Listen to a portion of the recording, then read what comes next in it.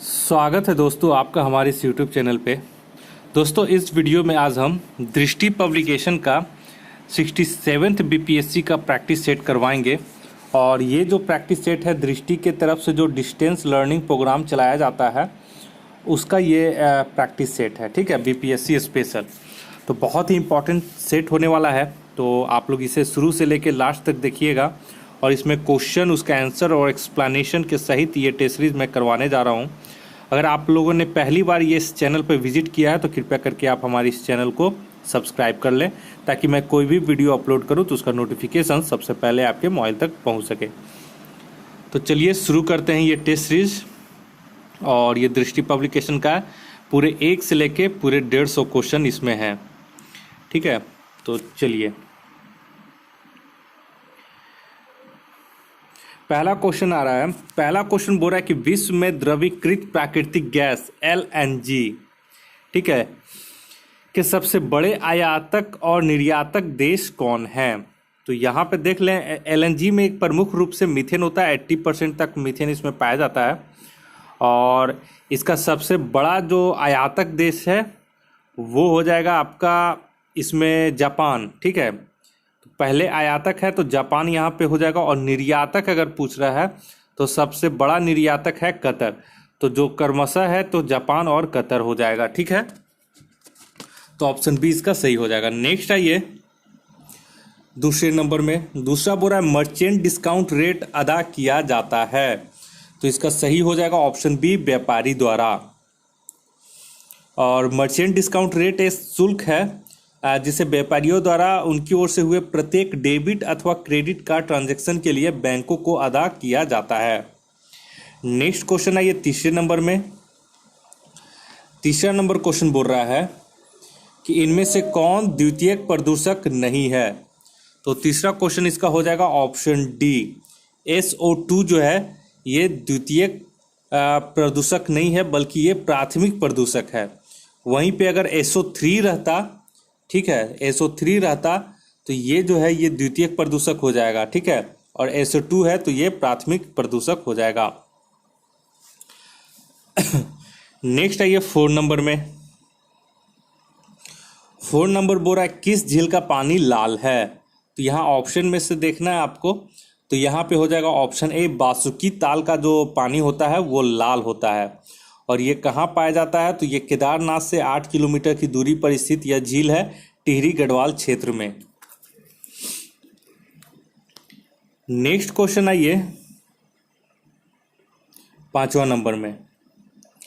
5वां बोल रहा है अश्रु ग्रंथि का क्रियाशील न होना किस विटामिन की कमी से होता है। तो 5वां के यहाँ पे हो जाएगा ऑप्शन बी, विटामिन ए की कमी से।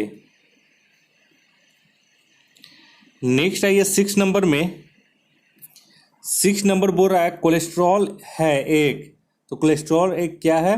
तो 6 का हो जाएगा ऑप्शन डी, ये एक स्टेरॉयड है। और हमारे शरीर में स्टेरॉयड आवश्यक तत्व होते हैं जो हार्मोनों आदि के निर्माण में ये मदद करते हैं। नेक्स्ट आइए 7वां नंबर में। क्वेश्चन 7 बोल रहा है नौकनी संलक्षण किसके द्वारा शरीर में अत्यधिक संग्रहण से होता है। तो 7वां का ये सही आंसर हो जाएगा ऑप्शन डी, फ्लोराइड के प्रदूषण से। उच्च मात्रा में फ्लोराइड के संग्रहण से ही पैरों के मुड़ने यानी कि बेंडिंग का रोग होता है। इसे ही नौकनी संलक्षण के नाम से जाना जाता है। ठीक है, और एक चीज और है, यह तत्व पानी में यदि अल्प मात्रा में होता है तो मसूड़ों और दांतों को संरक्षण प्रदान करता है, परंतु यदि यह अत्यधिक हो जाए तो फ्लोरोसिस का कारण यह बनता है। ठीक है, तो उच्च मात्रा में बहुत ये हानिकारक होता है। 8वां नंबर में आइए। 8वां नंबर क्वेश्चन बोल रहा है निम्नलिखित गैस युग्मों में से किसका मिश्रण खानों में अधिकतर होने वाले विस्फोटकों का कारण होता है। तो बहुत सारे खान देखे हैं, खदान जिसको बोलते हैं, उसमें अधिकतर विस्फोट क्यों होता है। तो क्यों होता है, तो इसका सही आंसर हो जाएगा ऑप्शन सी, मीथेन एवं वायु के मिश्रण के कारण। जनरली कोयले खदान ये सब में ये सब विस्फोट ज़्यादा होता है। ठीक है, क्या होता है कि ये ऑक्सीजन के साथ प्रतिक्रिया कर इसमें विस्फोटक मिश्रण बन जाता है। नेक्स्ट आइए 9 नंबर में। 9 बोल रहा है संविधान के मूल ढांचे का सिद्धांत प्रतिपादित किया गया। तो किस केस में प्रतिपादित किया? तो ये हो जाएगा 9 का option D, Keshavananda Bharati case 1973 में सर्वोच्च न्यायालय ने संविधान में मूल ढांचे का सिद्धांत प्रतिपादित किया और इस सिद्धांत के अनुसार संसद संविधान के किसी भी भाग में संशोधन कर सकती है, लेकिन इसके मूल ढांचे को परिवर्तित नहीं कर सकती। नेक्स्ट आइए 10 नंबर। बोला शहीद और स्वराज द्वीप थे। तो 10 का इसका हो जाएगा ऑप्शन ए, अंडमान को शहीद द्वीप और निकोबार को स्वराज द्वीप नाम दिया गया था। कब दिया गया था? तो द्वितीय विश्व युद्ध के दौरान जापानी सेना ने आज़ाद हिंद फौज को अंडमान और निकोबार द्वीप दे दिया था, जिसे आज़ाद हिंद फौज ने इसका नाम क्रमशः शहीद और स्वराज रखा। नेक्स्ट आइए 11 नंबर में।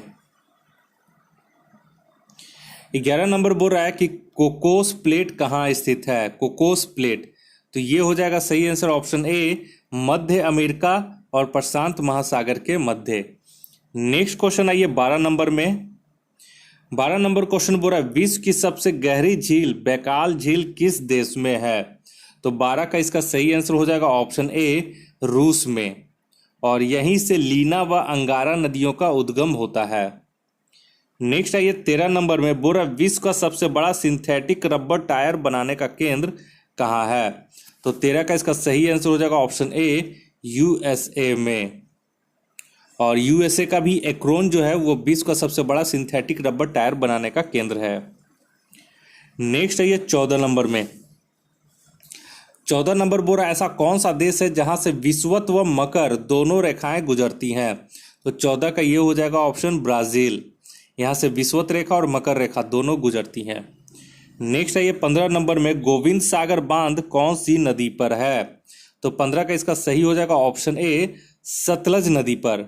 हिमाचल प्रदेश के बिलासपुर जिले में स्थित यह बांध 1962 में बनकर तैयार हुआ। नेक्स्ट आइए 16 नंबर में। 16 बोरा भारत में लोक सेवा आयोग की स्थापना किस अधिनियम के अंतर्गत हुई? तो 16 का इसका सही आंसर हो जाएगा option C, government of India act 1919 के तहत। नेक्स्ट आइए 17 नंबर में।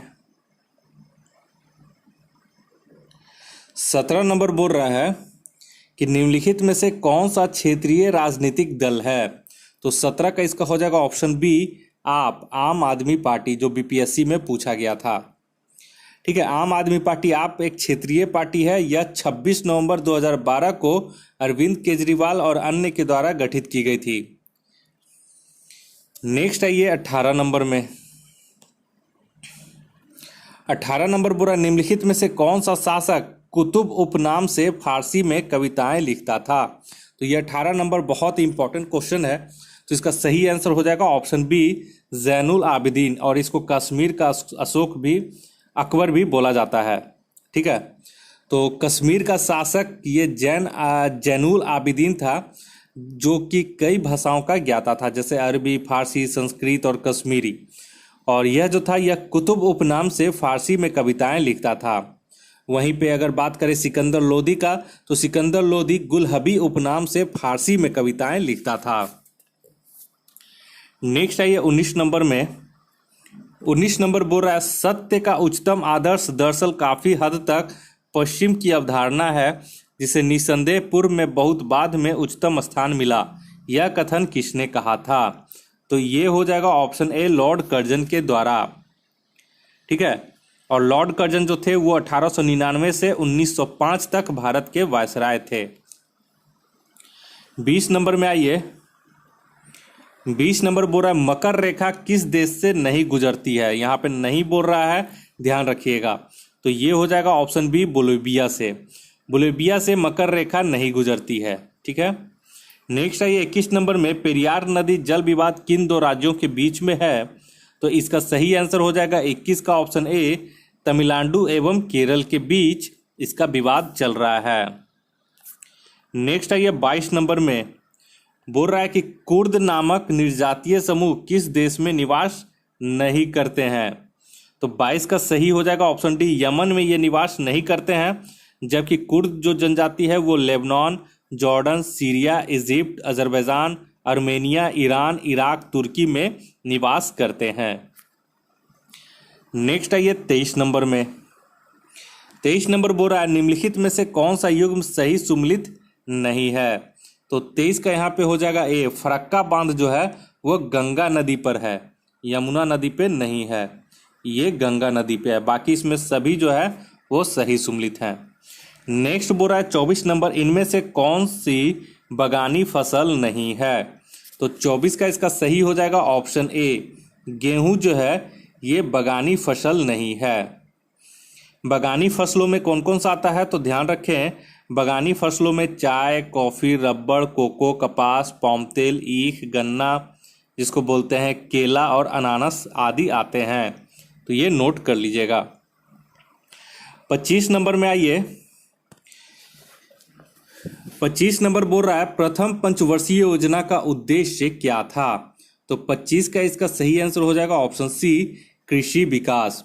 और प्रथम पंचवर्षीय योजना 1951 से 1956 तक चली थी, और वहीं द्वितीय पंचवर्षीय योजना 1956 से 1961 में तक चली थी।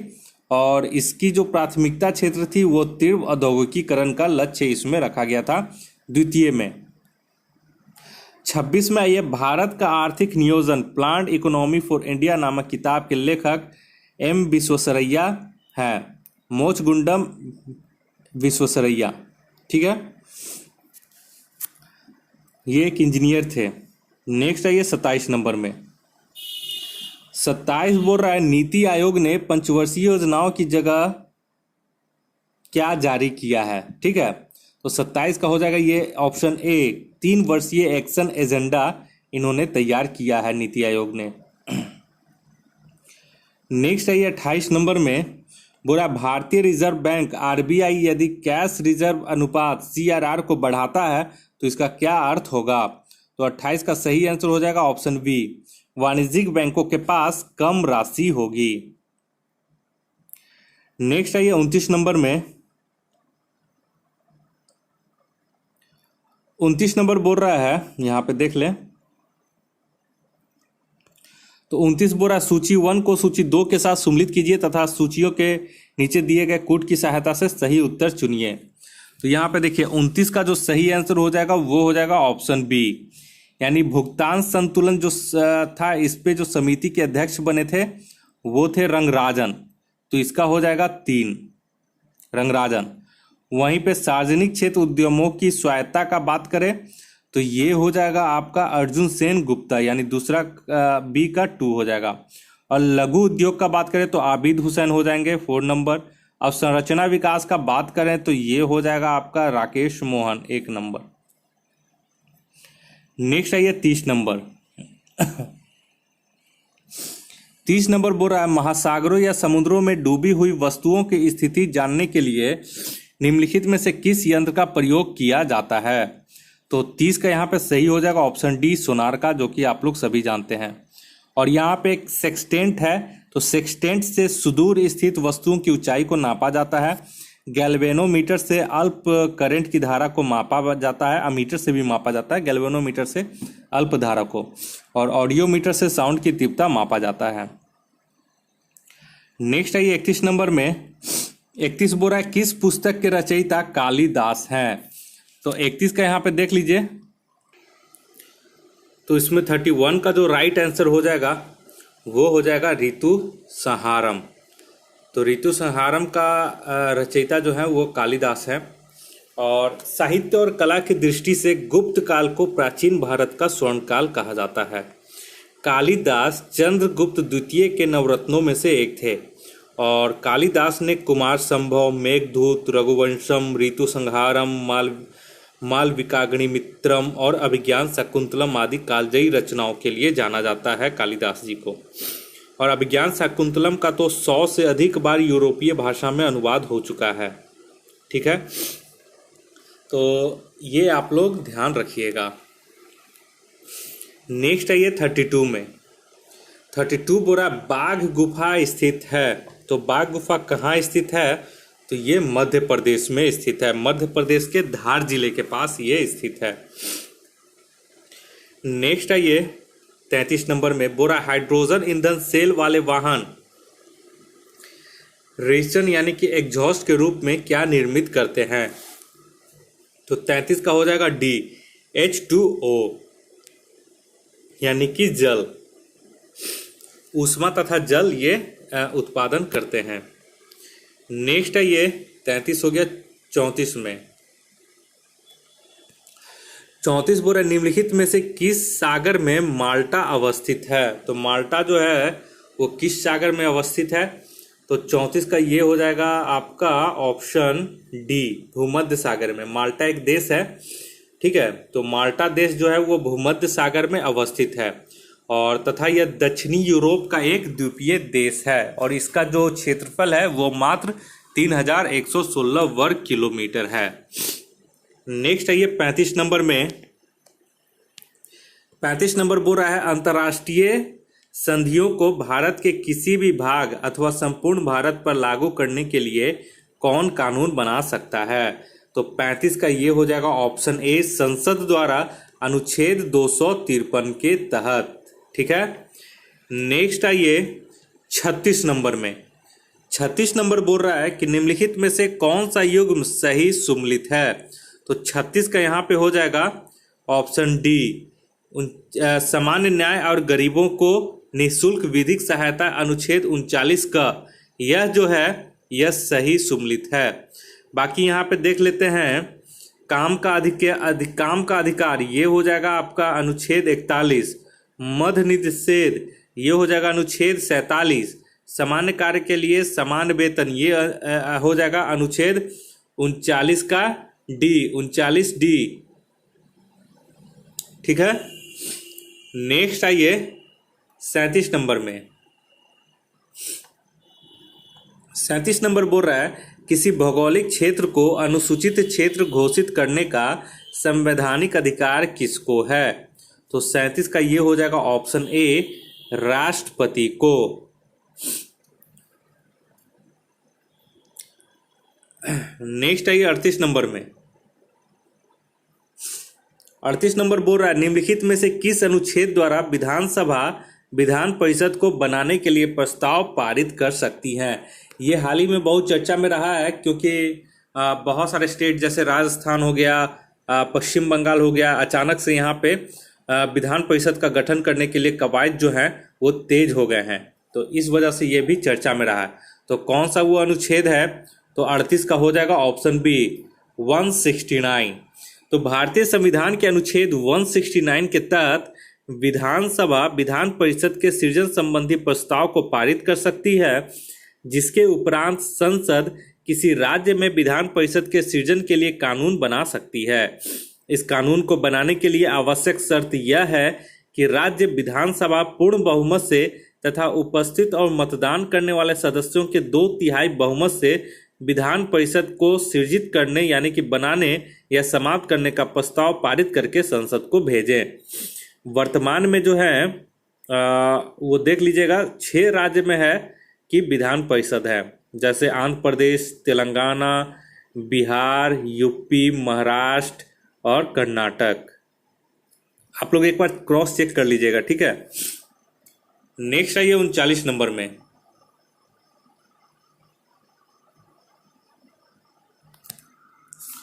39 नंबर बोल रहा है, क्वेश्चन में देख लीजिए, हाँ तो यहाँ पे है 39 नंबर, मोहम्मद बिन तुगलक के संदर्भ में कौन सा कथन सत्य नहीं है, यानी कि असत्य पूछ रहा है इसमें। तो 39 का डी हो जाएगा कि उसने राज्य के हिसाब किताब के लिए लेखा परीक्षण प्रणाली की शुरुआत की, ये जो है ये गलत है।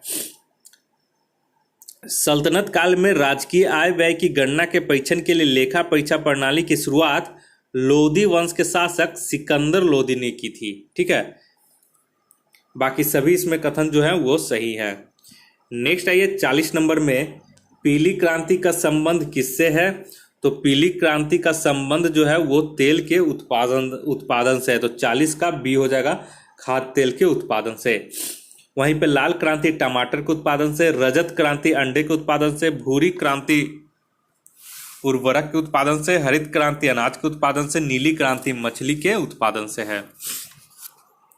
नेक्स्ट है 41 नंबर में, बोरा निम्नलिखित में से कौन सी ठंडी महासागरीय धारा है?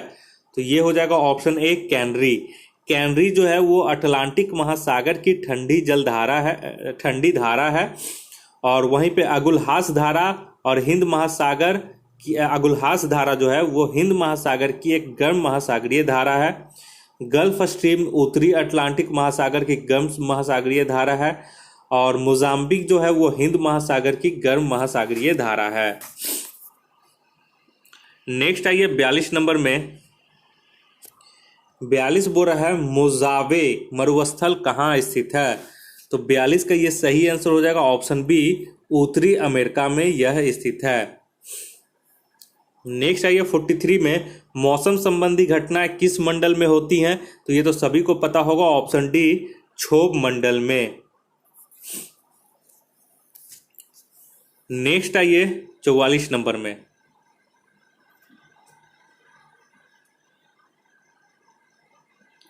44 बोल रहा है कि पेयजल में अतिरिक्त नाइट्रेट की उपस्थिति के कारण कौन सा रोग होता है। तो 44 का यहाँ पे हो जाएगा ऑप्शन ए, ब्लू बेबी सिंड्रोम। बहुत बार ये पूछ चुका है एग्जाम में। तो पेयजल में आवश्यकता से अधिक नाइट्रेट हीमोग्लोबिन के साथ क्रिया करके मिथेमोग्लोबिन बनाता है और ऑक्सीजन को लेने में बाधा पहुंचाता है। इस स्थिति को ब्लू बेबी सिंड्रोम या मिथेग्लोबिनीमिया भी कहा जाता है। नेक्स्ट आइए 45 नंबर में। 45 नंबर बोल रहा है कि सेवराय पहाड़ियां कहाँ अवस्थित हैं। तो 45 का ये हो जाएगा ऑप्शन बी, तमिलनाडु में। सेवराय पहाड़ियां तमिलनाडु राज्य के सलेम में अवस्थित है और तमिलनाडु में ही प्रसिद्ध ऊटी पर्यटन स्थल जो है वो तमिलनाडु में ही है, ऊटी। नेक्स्ट आइए 46 नंबर में। 46 बोल रहा निम्नलिखित में से कौन सा युग्म सही सुमेलित है। तो 46 का यहाँ पे हो जाएगा ऑप्शन ए, मौलाना आज़ाद अल बिलाल। ये जो है ये सही है, यानी अल बिलाल का जो प्रकाशन है वो मौलाना आज़ाद ने किया था। ठीक है, तो ये सही है। वहीं यंग इंडिया और हरिजन जो थे वो महात्मा गांधी के पत्र थे। कॉमरेड का प्रकाशन खिलाफत नेता अली बंधुओं द्वारा किया गया, जिसमें मोहम्मद अली और शौकत अली थे। वहीं कॉमनवेल्थ जो है वो एनी बेसेंट का अखबार था। नेक्स्ट आइए 47 नंबर में। 47 बोल रहा है ब्रिटिश भारत के निम्नलिखित गवर्नरों तथा वायसरायों का कालक्रम अनुसार कौन सा सही अनुक्रम है। तो 47 का इसका सही हो जाएगा option C, Clive. Robert Clive जो है 1757 से 1760 तक। उसके बाद वारेन हेस्टिंग है।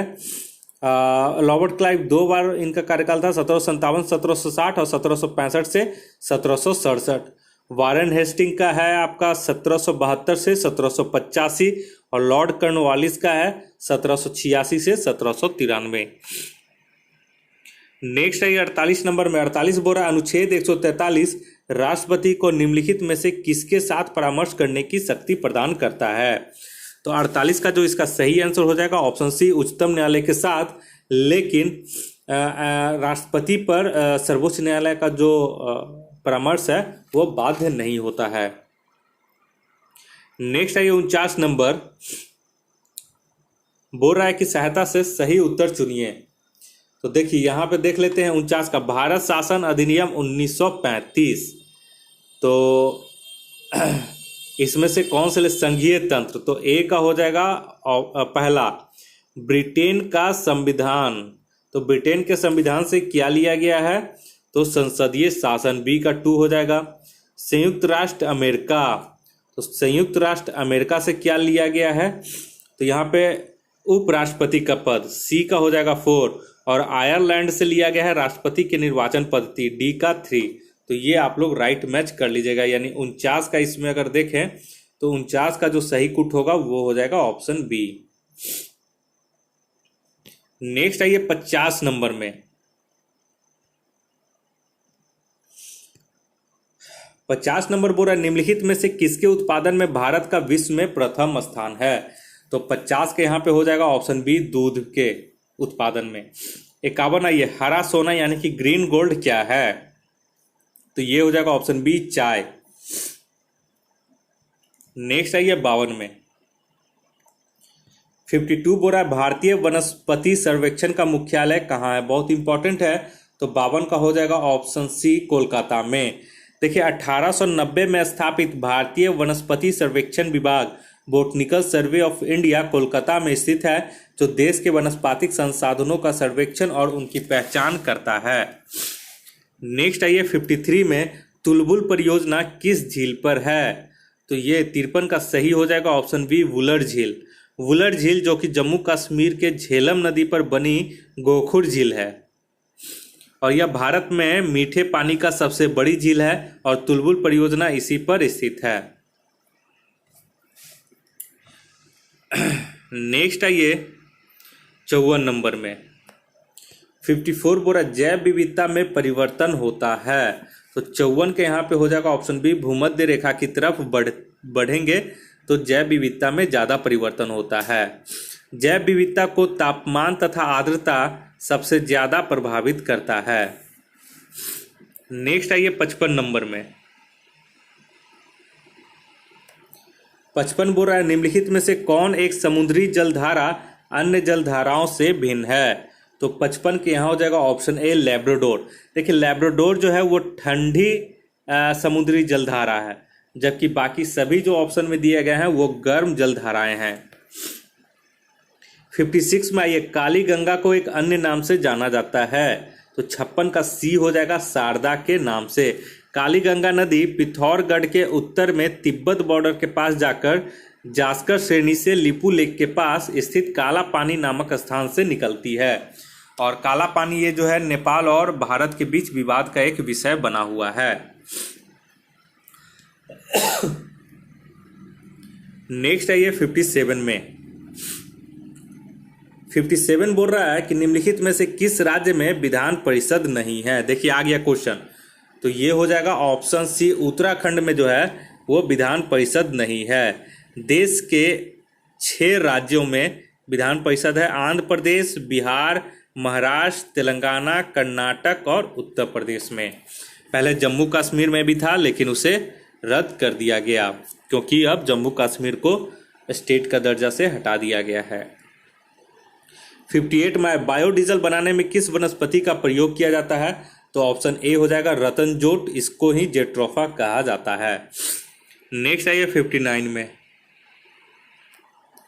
59 नंबर बोला निम्नलिखित में से कौन सा राजा प्रायः जनता के संपर्क में रहता था? तो 59 का हो जाएगा ऑप्शन बी सम्राट अशोक। मौर्य सम्राट अशोक अपने मानवीय कार्यों के लिए विश्व प्रसिद्ध हुआ था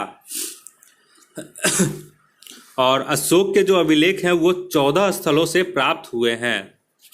60 नंबर में आइए मुगल प्रशासनिक व्यवस्था में दीवान था। तो दीवान क्या था? तो ये वित्त एवं राजस्व अधिकारी होता था। तो ऑप्शन सी इसका सही हो जाएगा।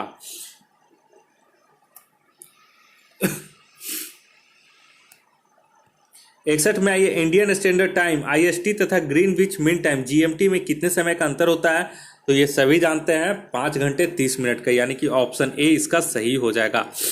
देखिए IST जो है वो 82.5 डिग्री ईस्ट से भारत से गुजरा हुआ है, इलाहाबाद के नैनी शहर से। और आपका जो यहाँ पे 0 डिग्री GMT मान लेते हैं तो उस हिसाब से आपका अगर देखें तो 1 डिग्री देशांतर में आपको 4 मिनट लगता है।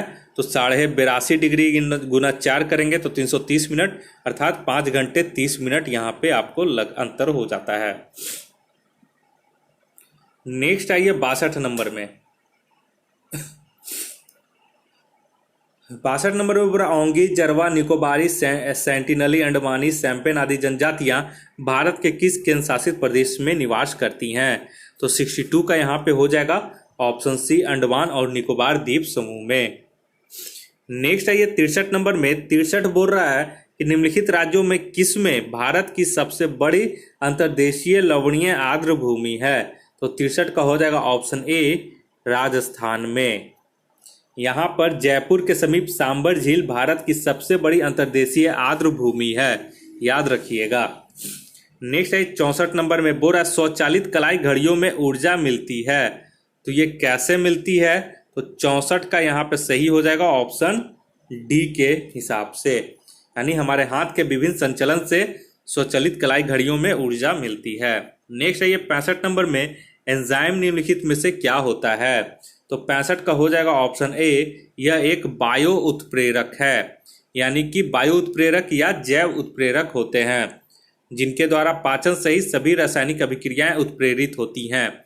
एंजाइम स्वयं परिवर्तित हुए बिना ही रासायनिक प्रक्रियाओं को उत्प्रेरित करते हैं। उदाहरण टाइलिन, रेनिन, पेप्सिन, ये सब एंजाइम के एग्जाम्पल हैं। नेक्स्ट है ये 66 नंबर में। 66 नंबर बोल रहा है कि निम्नलिखित में से कौन सी हरित गृह गैस नहीं है। तो 66 का हो जाएगा सी, नाइट्रोजन जो है ये हरित गैस नहीं है, बाकी इसमें सभी जो है वो हरित गैस के एग्जाम्पल हैं। नेक्स्ट है ये 67 में बोल रहा है मिनी माता रोग किसके द्वारा होता है। तो 67 के यहाँ पे हो जाएगा ऑप्शन डी, पारे की विषाक्तता के कारण। इस रोग की पहली बार खोज जापान के मिनी माता शहर में वर्ष 1956 में की गई थी और इसी के नाम पे इसका मिनी माता रोग कहलाता है। इसमें क्या होता है कि मरीज के बोलने तथा सुनने की क्षमता जो है वो समाप्त हो जाती है। नेक्स्ट आइए 68 में।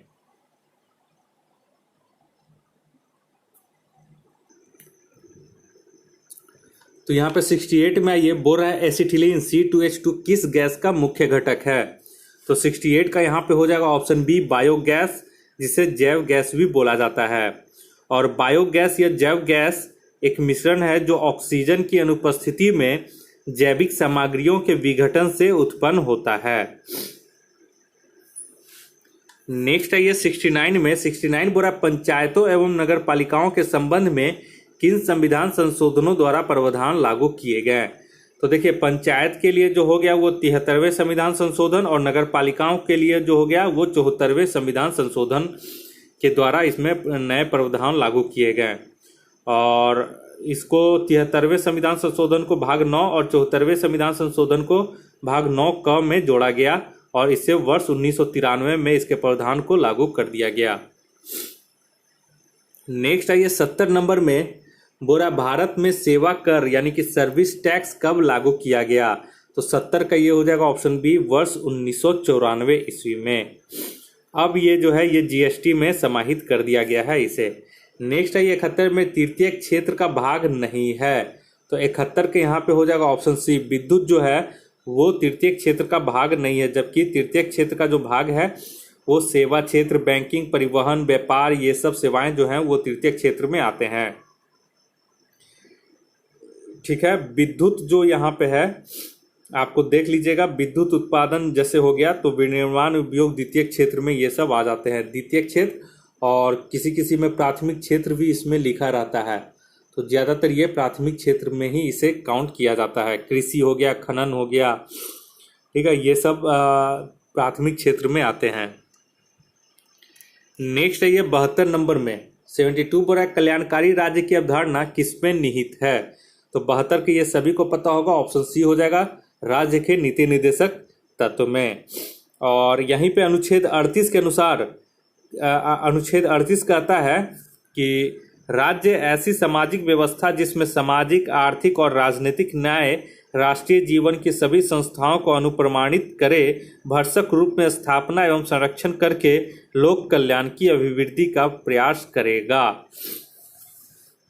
नेक्स्ट है ये 73 नंबर में। बोला भारतीय संविधान के किस अनुच्छेद में भारत के उपराष्ट्रपति के निर्वाचित होने की प्रक्रिया है।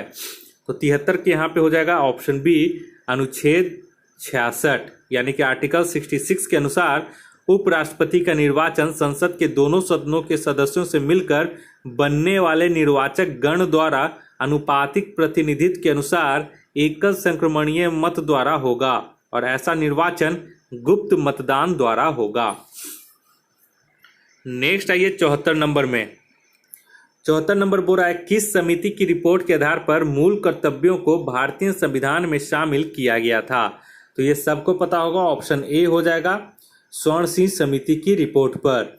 और इसी के आधार पर मूल कर्तव्य जो हैं वो भाग 4 क में अनुच्छेद 50 क में जोड़ा गया। नेक्स्ट आइए 75 नंबर में। 75 बोल रहा है सूची 1 को सूची 2 के साथ सम्मिलित कीजिए। तो यहाँ पे देखिए हाथी गुम्फा अभिलेख, ये तो सबको पता होगा, खारवेल हो जाएगा, ए का 1 हो जाएगा, ठीक है। और वहीं पे एरन अभिलेख भानुगुप्त हो जाएगा, प्रयाग अभिलेख समुद्रगुप्त, ए होल अभिलेख पुलिकेशिन द्वितीय। तो ये हो जाएगा 1 2 3 4, तो इसका हो जाएगा ऑप्शन ए। नेक्स्ट आइए 76 में। 76 बोल रहा है भारतीय वन्य जीव संस्थान कहाँ स्थित है। तो 76 का इसका जो हो जाएगा ऑप्शन ए देहरादून में। ठीक है, और इसकी स्थापना 1982 ईस्वी में की गई थी। देहरादून कहाँ है, तो उत्तराखंड में। 77 नंबर में आइए, निम्नलिखित में से कौन सी एक गर्म महासागरीय धारा है। तो 77 का ये हो जाएगा डी फ्लोरिडा। फ्लोरिडा जलधारा गर्म धारा है और यह अमेरिका की मैक्सिको खाड़ी के पास से बहती है। वहीं कनारी और बेंगुएला ठंडी महासागरीय धाराएं हैं जो अफ्रीका के पश्चिमी तट पर बहती हैं। वहीं ओयासियो जापान के पूर्वी तट पर बहने वाली एक ठंडी जल धारा है। नेक्स्ट आइए 78 में। 78 बोल रहा है किस देश को झीलों का देश कहा जाता है। तो ये हो जाएगा ऑप्शन बी फिनलैंड को। ठीक है, 79 आइए, निम्नलिखित में से कौन सा एक लोकसभा का सर्वाधिक बड़ा क्षेत्रफल के अनुसार निर्वाचन स्थल है। तो 79 का हो जाएगा यहाँ पे ऑप्शन ए लद्दाख, जो कि एग्जाम में पूछा था बीपीएससी के एग्जाम में। नेक्स्ट आइए 80 नंबर में। 80 बोल रहा है किस स्थान से भगीरथी को गंगा के उपनाम से जाना जाता है। तो 80 का हो जाएगा ऑप्शन सी देवप्रयाग। यहाँ पे अलकनंदा और भगीरथी साथ में मिलती है, जिसे गंगा के नाम से यहीं से जाना जाता है। तो गोमुख नामक स्थान से निकलकर भगीरथी नदी देवप्रयाग तक इसी नाम से जाती है, और देवप्रयाग यानी कि टिहरी में अलकनंदा, जिसे बहू के नाम से जाना जाता है, में समाहित होती है और भगीरथी में मिल जाती है। यहीं से यह गंगा नदी कहलाती है। 81 में ये बजहर नामक त्योहार किस जनजाति में मनाया जाता है। तो 81 का हो जाएगा ऑप्शन बी थारू जनजाति में। नेक्स्ट आइए 82 में। 82 बोल रहा है निम्नलिखित में से कौन पंचायती राज व्यवस्था से संबंधित समिति नहीं है। तो 82 का हो जाएगा ऑप्शन डी दिनेश गोस्वामी समिति। इसका संबंध जो है ये चुनाव सुधारों से है, बाकी सभी पंचायती राज व्यवस्था से जुड़े हुए हैं। नेक्स्ट आइए 83 में। 83 बोल रहा है कि लोक निधि का अभिभावक किसे कहा जाता है। तो 83 का हो जाएगा नियंत्रक एवं महालेखा परीक्षक को। ऑप्शन ए इसका सभी होगा। और नियंत्रक एवं महालेखा परीक्षक सरकार द्वारा लोक निधि से किए गए सभी व्ययों की जांच कर सकता है। इसी कारण इसे लोक निधि का संरक्षक यानी कि अभिभावक कहा जाता है। नेक्स्ट आइए 84 नंबर में। 84 नंबर बोल रहा है मानव विकास रिपोर्ट का प्रकाशन कौन करता है। तो 84 का हो जाएगा option C UNDP United Nation Development Programme के द्वारा जारी किया जाता है। इसमें 3 आयामों को शामिल किया जाता है, जिसमें शिक्षा, आय और जीवन प्रत्याशा शामिल है। और इसमें विभिन्न देशों को 0 से 1 के बीच मान दिया जाता है। 85 नंबर में ये विश्व की सबसे बड़ी प्रवाल भित्ति किस देश के तट के निकट पाई जाती है। तो ये तो सभी जानते हैं, ऑप्शन डी ऑस्ट्रेलिया। नेक्स्ट आइए 86 नंबर में। 86 में बोल रहा है भारत में राष्ट्रीय आय का आकलन करता है। तो कौन करता है। तो इसका ऑप्शन ए हो जाएगा केंद्रीय सांख्यिकी संगठन CSO के द्वारा किया जाता है। और ये जो है ये सांख्यिकी मंत्रालय के अधीन कार्य करता है। नेक्स्ट है 87 में। 87 बोल रहा है इंडिया डिवाइडेड पुस्तक के लेखक कौन है। तो 87 का यहाँ पे हो जाएगा option B doctor Rajendra Prasad. 88 में ये कांग्रेस के लखनऊ अधिवेशन की अध्यक्षता किसने की थी। तो 88 का यहाँ पे हो जाएगा ऑप्शन डी AC मजूमदार के द्वारा। तो कांग्रेस के लखनऊ अधिवेशन की अध्यक्षता AC मजूमदार ने की। इसी अधिवेशन जो कि 1916 में हुआ था में कांग्रेस एवं मुस्लिम लीग तथा नरम दल एवं गरम दल की एकता स्थापित हुई। कांग्रेस लीग के बीच हुए लखनऊ पैक्ट समझौते में कांग्रेस ने लीग की सांप्रदायिक प्रतिनिधित्व की मांग को स्वीकार कर लिया था। तो ये वाला जो अधिवेशन था बहुत ही महत्वपूर्ण था। नेक्स्ट है 89 में। 89 बोल रहा है व्यक्तिगत सत्याग्रह में विनोबा भावे को प्रथम सत्याग्रही चुना गया था। दूसरा कौन थे। तो ये हो जाएगा पंडित जवाहरलाल नेहरू दूसरा थे। ठीक है, तो यहाँ पे एक चीज नोट कर लीजिए कि मार्च 1940 ईस्वी में कांग्रेस का रामगढ़ में अधिवेशन हुआ और गांधी जी ने व्यक्तिगत सत्याग्रह का इस अधिवेशन में प्रस्ताव रखा।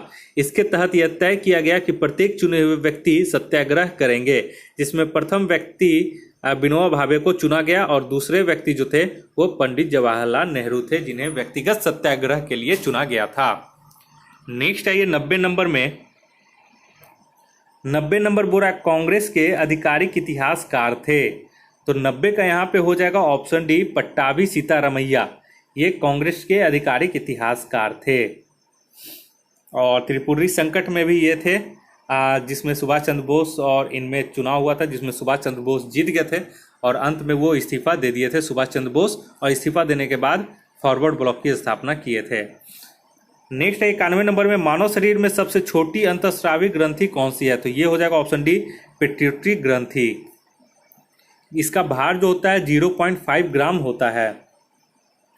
नेक्स्ट आइए 92 में। 92 बोला चिकित्सीय भाषा में गोल्डन आवर का संबंध क्या किससे है? तो 92 का यहाँ पे हो जाएगा ऑप्शन सी, दुर्घटना के बाद का जो प्रथम घंटा होता है, पहला घंटा, उसको गोल्डन आवर कहा जाता है, जिसमें अगर सही से मरीज को अगर उपचार कर दिया जाए तो उनकी जान बच सकती है। नेक्स्ट आइए 93 में। 93 बोल रहा है हिमालय का पर्वत पदीय प्रदेश कौन सा है? तो 93 का यहाँ पे हो जाएगा ऑप्शन ए, शिवालिक। और ये हिमालय का दक्षिण श्रेणी है, ठीक है। 94 में, यह मंदाकिनी नदी किस जल प्रवाह अथवा मुख्य नदी से संबंधित है? तो 94 का हो जाएगा ऑप्शन बी, अलकनंदा नदी से। मंदाकिनी नदी चोराबाड़ी ताल से निकलती है और यह सोनप्रयाग में काली गंगा से मिलती हुई आगे बढ़ती है। बद्रीनाथ के दक्षिण में रुद्रप्रयाग नामक स्थान पर यह अलकनंदा से मिलती है। नेक्स्ट है ये 95 नंबर में। 95 बोल रहा है दिसंबर 1885 ईस्वी में इंडियन नेशनल कांग्रेस का सर्वप्रथम अधिवेशन कहाँ आयोजित किया गया था? तो 95 का हो जाएगा ऑप्शन सी, बंबई में, ठीक है। नेक्स्ट आइए 96 नंबर में। 96 बोल रहा सब्जी वाली फसलों के लिए कैसा बाजार उपयुक्त है? तो 96 में हो जाएगा ऑप्शन बी, अति अल्पकालीन। इसे ही दैनिक बाजार कहते हैं, जिसमें वस्तुओं की पूर्ति बढ़ाने का समय विक्रेता को नहीं मिल पाता। इस प्रकार के बाजार में मूल्य जो है वो केवल मांग से प्रभावित होता है। नेक्स्ट आइए, नेक्स्ट क्वेश्चन आइए 97 में। 97 बोल रहा उच्च न्यायालय के न्यायाधीशों के वेतन और भत्ते दिए जाते हैं। तो 97 का यहाँ पे हो जाएगा ऑप्शन बी, राज्य की समेकित निधि से। इसे ही संचित निधि कहते हैं। तो याद रखिए यहाँ पे कि संविधान के अनुच्छेद 202(3) के तहत, यानी 202(c) के तहत उच्च न्यायालय के न्यायाधीशों के वेतन एवं भत्ते राज्य की संचित निधि यानी कि समेकित निधि से प्रदान की जाएगी, किंतु पेंशन जो है वो अनुच्छेद 112 के तहत भारत सरकार के संचित निधि से देय होगी। तो ये यहाँ पे नोट कर लीजिएगा, पेंशन भारत सरकार, वेतन और भत्ते राज्य सरकार। नेक्स्ट आइए 98 नंबर में। 98 नंबर बोल रहा है संविधान की व्याख्या करने का अंतिम अधिकार किसे प्राप्त है? तो ये बहुत लोग को पता होगा, ऑप्शन ए हो जाएगा, सर्वोच्च न्यायालय को। और संविधान का संरक्षक भी सर्वोच्च न्यायालय को कहा जाता है, वही होता है। 99 नंबर आइए, न्यायिक पुनर्वलोकन प्रचलित है। तो यहाँ पे देखिए भारत और यूएसए में हो जाएगा सी, यूएसए की देन है और भारत में भी प्रचलित हुआ है, क्योंकि भारत भी यूएसए से इसे अपनाया है। तो भारत और यूएसए में ऑप्शन सी इसका सही हो जाएगा। 100 नंबर में आइए, 100 बोल रहा है कि खदानों की कृषि सर्वप्रथम कब प्रारंभ हुई थी? तो 100 का इसका हो जाएगा ऑप्शन ए, नवपाषाण काल में। नवपाषाण काल में ही जौ एवं गेहूं की वन्य किस्मों की खेती को योग्य बनाया गया था। नेक्स्ट आइए 101 नंबर में, नचिकेता आख्यान का उल्लेख किसमें मिलता है? तो ये हो जाएगा ऑप्शन बी, कठोपनिषद में। नचिकेता आख्यान का उल्लेख संवाद कठोपनिषद में है, जिसमें आचार्य यम ने नचिकेता को उपदेश दिया है, जिसमें उन्होंने कहा है न इस आत्मा का कभी जन्म होता है और न कभी इसकी मृत्यु होती है, यह अजन्मा, नित्य तथा शाश्वत है। 102 नंबर में आइए, 102 नंबर बोल रहा है बेसनगर अभिलेख का हेलियोडोरस कहाँ का निवासी था? तो बेसनगर अभिलेख में जो हेलियोडोरियस का उल्लेख है वो कहाँ का निवासी था? तो 102 का यहाँ पे हो जाएगा ऑप्शन डी, तक्षशिला का, ठीक है। तो यहाँ पे एक चीज ध्यान रखिएगा, भागवत धर्म से संबंध प्रथम उपलब्ध प्रस्तर स्मारक विदिशा का जो गरुड़ स्तंभ है वो है, और इससे पता चलता है कि तक्षशिला के यवन राजपूत हेलियोडोरस ने भागवत धर्म को ग्रहण कर लिया था। 103 बोरा हदीस क्या है? तो यहाँ पे हो जाएगा ऑप्शन ए, यह एक इस्लामिक कानून है। तो हदीस एक इस्लामिक कानून है जो कुरान के बाद दूसरा स्रोत है और दोनों को मिलाकर इस्लाम धर्म की संपूर्ण व्याख्या और इस्लामी शरीयतों की संरचना होती है। 104 नंबर में आइए, बोरा भारतीय राष्ट्रीय कांग्रेस का प्रथम निर्वाचित यूरोपीय अध्यक्ष कौन था? तो 104 का यहाँ पे हो जाएगा ऑप्शन बी, जॉर्ज यूले। और इसने चतुर्थ राष्ट्रीय कांग्रेस अधिवेशन 1888 की अध्यक्षता किए थे। नेक्स्ट आइए 105 में। 105 बोरा निम्नलिखित में से कौन एक उग्रवादी था? तो 105 का हो जाएगा ऑप्शन सी, बिपिन चंद्र पाल। और ये लाल बाल पाल जो है ये एक उग्रवादी गुट विचारधारा के ये लोग थे। अब आइए 10 नंबर मैथ्स है, इसका मैं केवल आंसर बता दूंगा, आप लोग इसे सॉल्व करने का कोशिश खुद से कीजिएगा। और जो क्वेश्चन मैथ्स का आपका सॉल्व नहीं हो रहा है वो हमें कमेंट बॉक्स में क्वेश्चन नंबर मैथ्स का मेंशन कर देंगे कमेंट, तो मैं उसका आंसर जो है वो उन्हें रिप्लाई कर दूंगा विथ सॉल्यूशन टेलीग्राम चैनल पे, ठीक है। तो 106 का यहाँ पे देख लीजिए, 106 का यहाँ पे सही आंसर हो जाएगा ऑप्शन डी 1, ठीक है। उसके बाद आइए 107 में। 107 का जो मैथ्स है इसका आपका सही आंसर हो जाएगा 6:5, ऑप्शन डी इसका सही हो जाएगा। नेक्स्ट आइए 108 में। 108 का जो मैथ्स है इसका सही आंसर हो जाएगा ऑप्शन सी, 2 फैक्टोरियल 8 फैक्टोरियल, ठीक है, ये फैक्टोरियल का साइन है। नेक्स्ट आइए 109 में।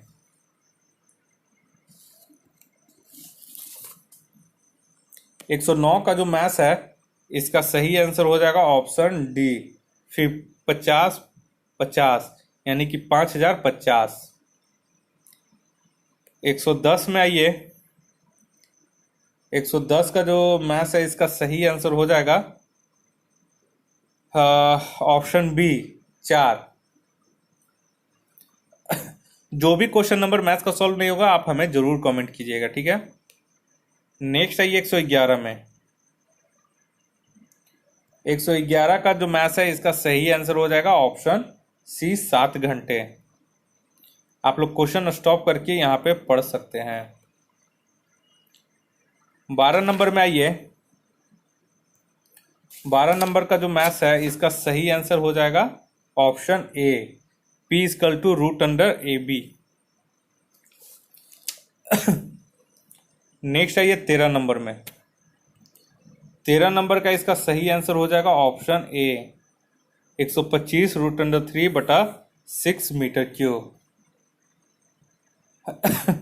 नेक्स्ट आइए 114 नंबर। 114 का हो जाएगा आपका सही आंसर इसमें ऑप्शन ए, समानांतर श्रेणी। 115 में आइए। 115 का जो सही आंसर हो जाएगा वो हो जाएगा ऑप्शन डी, 07, ठीक है। नेक्स्ट आइए 116 नंबर। 116 का इसका सही आंसर हो जाएगा ऑप्शन डी, 5B। नेक्स्ट आइए 117 नंबर। 117 का इसका सही आंसर हो जाएगा ऑप्शन सी, 14।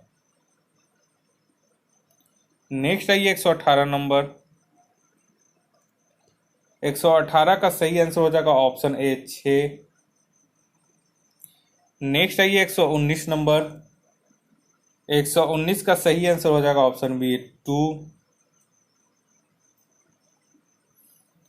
ठीक है। नेक्स्ट आइए 120 नंबर मैथ्स में। तो 120 नंबर क्वेश्चन का सही आंसर हो जाएगा इसका ऑप्शन ए, 99, ठीक है। तो मैथ्स यहाँ पे हो गया अब आइए फिर से जीके में। तो 121 में आइए। 121 बोल रहा है कि बिहार पृथ्वी दिवस समारोह का आयोजन प्रति वर्ष कब किया जाता है। तो इसका हो जाएगा ऑप्शन सी 9 अगस्त को।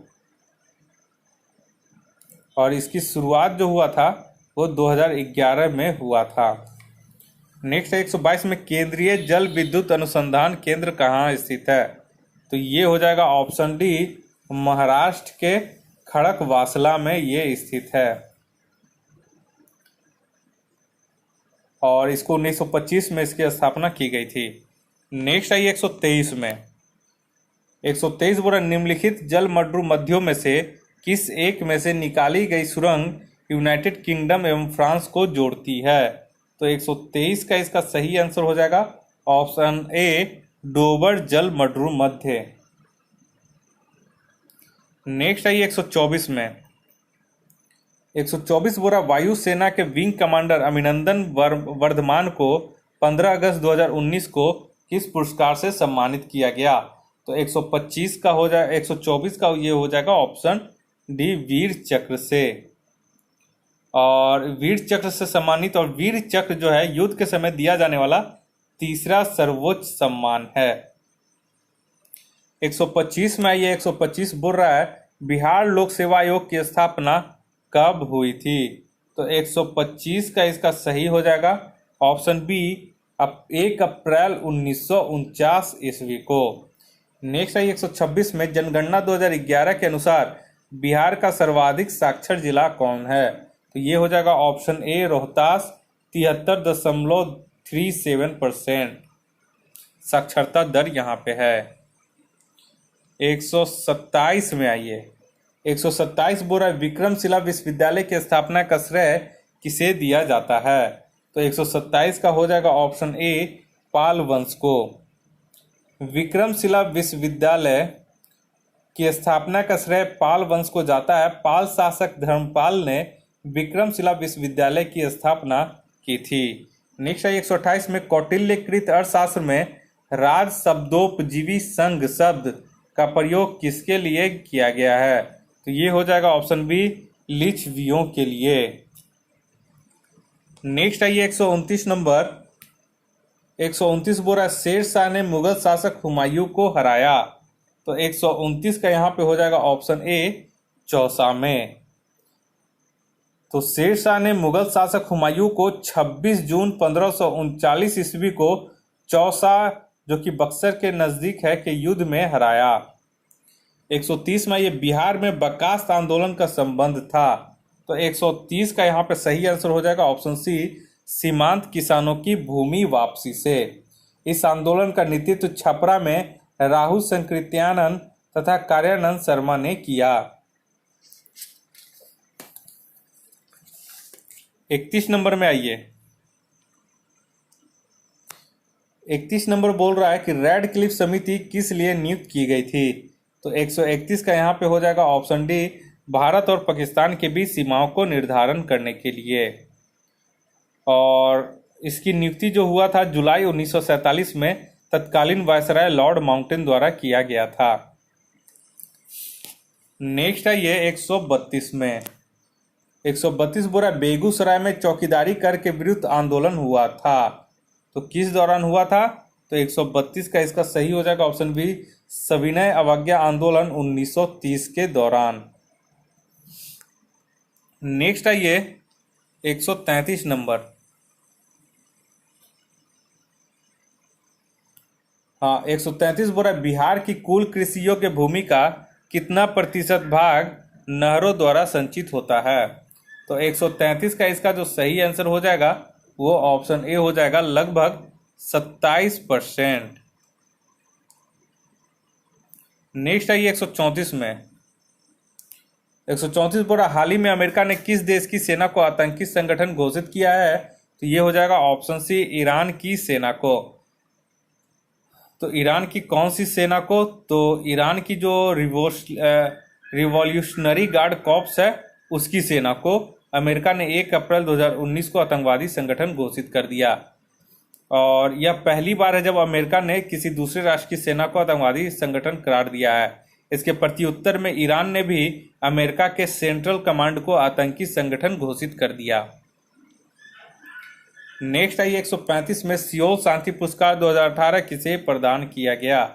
तो 135 का यहाँ पे सही हो जाएगा, आपका सही आंसर हो जाएगा ऑप्शन बी, प्रधानमंत्री नरेंद्र मोदी को। नेक्स्ट आइए 136 नंबर में। 136 बोला हाल ही में किस खिलाड़ी की 105वीं जयंती मनाई गई? तो 136 का यहाँ पे सही आंसर हो जाएगा ऑप्शन डी, मेजर ध्यानचंद की 115वीं जयंती 29 अगस्त 2019 को मनाई गई। उनका जन्म 29 अगस्त 1905 ईस्वी को उत्तर प्रदेश के प्रयागराज में हुआ था। नेक्स्ट है 137 में फीफा वर्ल्ड 2022 का आयोजन कहाँ प्रस्तावित है? तो 137 का इसका सही आंसर हो जाएगा कतर में, तो इसका सही हो जाएगा ऑप्शन ए। नेक्स्ट है 138 में। 138 बोल रहा है कि वर्ल्ड बुक कैपिटल 2020 के अंतर्गत चिन्हित शहर कौन सा है? तो ये हो जाएगा कुआलालंपुर, ठीक है, और ये मलेशिया की राजधानी है। नेक्स्ट है ये 139 नंबर में, वैश्विक आर्थिक संभावनाएं रिपोर्ट कौन जारी करता है? तो 139 का ये हो जाएगा ऑप्शन बी, विश्व बैंक के द्वारा। नेक्स्ट है ये 140 में। 140 बोला 35वां आसियान शिखर सम्मेलन कहाँ आयोजित हुआ था?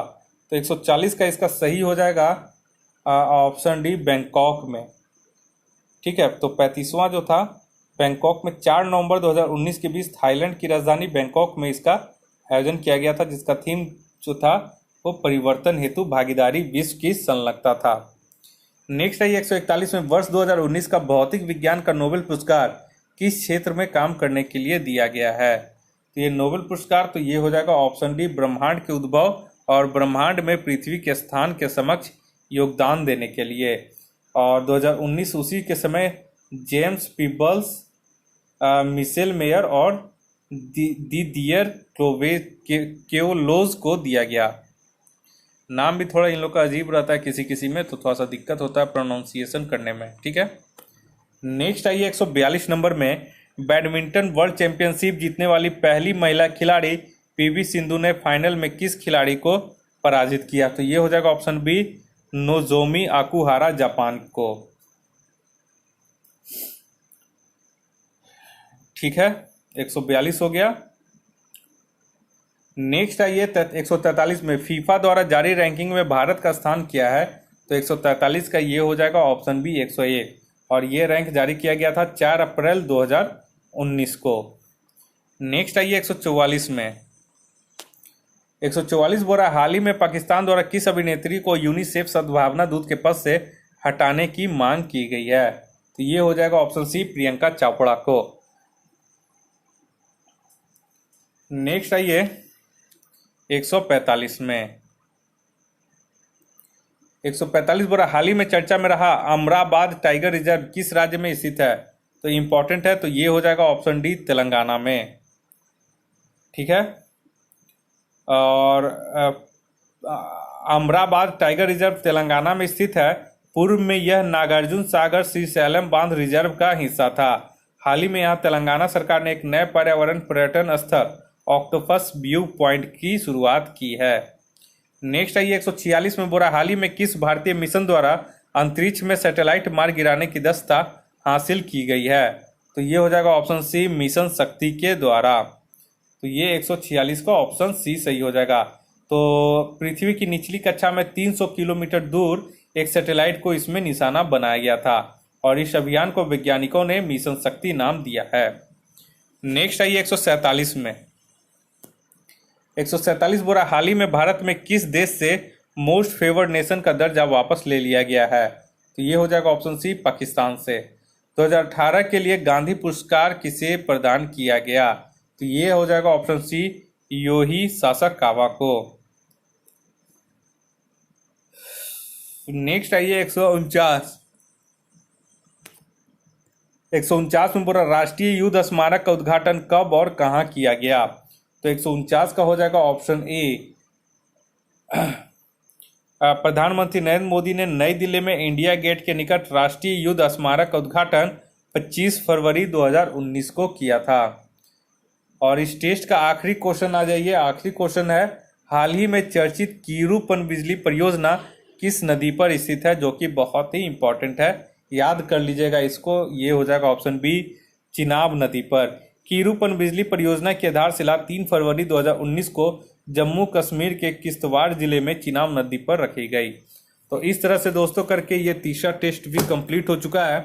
अगर आप लोगों ने हमारा पहला 2 टेस्ट नहीं देखा है तो उसका लिंक मैं डिस्क्रिप्शन बॉक्स में दे दूंगा, वहां से आप लोग ज्वाइन कर सकते हैं, देख सकते हैं वीडियो को।